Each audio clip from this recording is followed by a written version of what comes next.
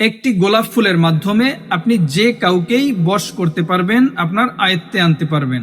আসসালামু আলাইকুম ওয়া রাহমাতুল্লাহ। প্রিয় বন্ধুরা, আশা করছি আল্লাহর অশেষ রহমতে সবাই ভালো আছেন, সুস্থ আছেন। সম্মানিত দর্শক, আজকের আলোচনা করব খুবই গুরুত্বপূর্ণ একটি আমল নিয়ে এবং খুবই কার্যকরী একটি আমল নিয়ে। একটি গোলাপ ফুলের মাধ্যমে আপনি যে কাউকেই বশ করতে পারবেন, আপনার আয়ত্তে আনতে পারবেন।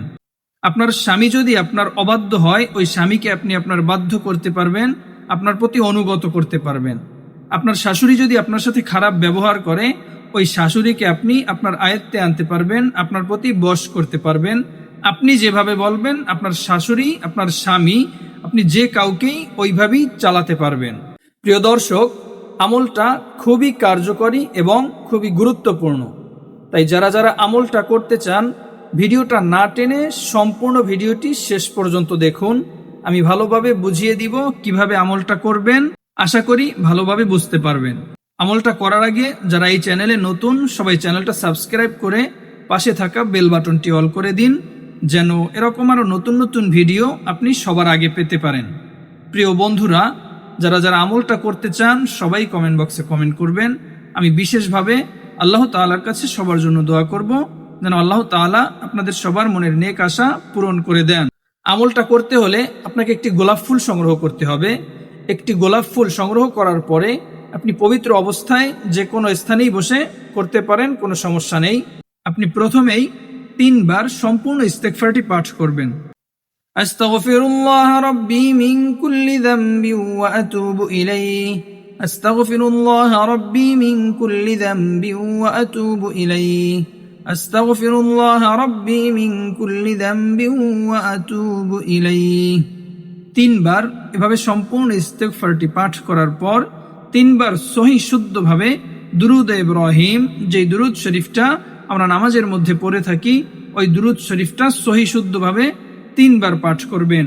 আল্লাহুম্মা সাল্লি আলা মুহাম্মাদিন ওয়া আলা আলি মুহাম্মাদ কামা সাল্লাইতা আলা ইব্রাহিম ওয়া আলা আলি ইব্রাহিম ইন্নাকা হামিদুম মাজিদ।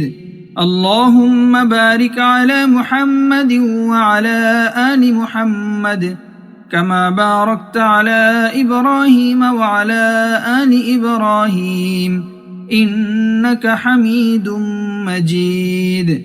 এভাবে সম্পূর্ণ দুরুদ শরীফটা সহি শুদ্ধভাবে 3 বার পাঠ করবেন। 3 বার দুরুদ শরীফটা পাঠ করার পর ওই ফুলটা আপনার হাতে নিবেন। গোলাপ ফুলটা হাতে নেয়ার পরে বিসমিল্লাহ সহকারে 27 বার, বিসমিল্লাহ সহকারে 27 বার আমি যেই দোয়াটা বলে দিব, ওই দোয়াটা 27 বার পাঠ করবেন এবং প্রতিবার পাঠ করে ওই ফুলটাতে ফু দিবেন। বিসমিল্লাহির রহমানির রহিম ওয়া আলকাইতু আলাইকা মাহাব্বাতাম মিন্নি। এভাবে একবার পাঠ করবেন, আবার ফু দিবেন। বিসমিল্লাহির রহমানির রহিম ওয়া আলকাইতু আলাইকা মাহাব্বাতাম মিন্নি। এভাবে প্রতিবার পাঠ করবেন, প্রতিবার ওই ফুলটাতে ফু দিবেন। 27 বার পাঠ করবেন, 27টা ফু দিবেন। এরপরে শেষে আবারও 3 বার দুরুদ ইব্রাহিম পাঠ করবেন, তারপর আবারও 3 বার ইস্তেগফার পাঠ করবেন। এভাবে আমলটা করার পরে ওই ফুলের ঘেরান যেই নাকে নিবে, যাকেই আপনি ওই ফুলের ঘেরান নিতে পারবেন, ওই ব্যক্তি আপনার বশ হয়ে যাবে, ওই ব্যক্তি আপনার অনুগত হয়ে যাবে। সে যেই হোক না কেন, আপনার বান্ধবী হোক না কেন, আপনার বন্ধু হোক না কেন, আপনার শাশুড়ি হোক না কেন, আপনার হাজবেন্ড হোক না কেন, আপনার ওয়াইফ হোক না কেন, যেই হোক না কেন, যার নাকে আপনি ওই ফুলের ঘেরান নিতে পারবেন, ওই ব্যক্তি আপনার প্রতি অনুগত হবে। আপনি যা বলবেন সে তাই শুনবে। শুধু ওই ফুলের ঘেরানটা তার নাকে দিতে হবে।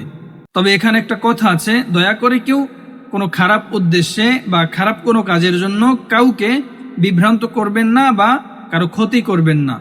যদি আপনি কারো ক্ষতি করেন, আপনি অবশ্যই ক্ষতিগ্রস্ত হবেন, স্বাভাবিক।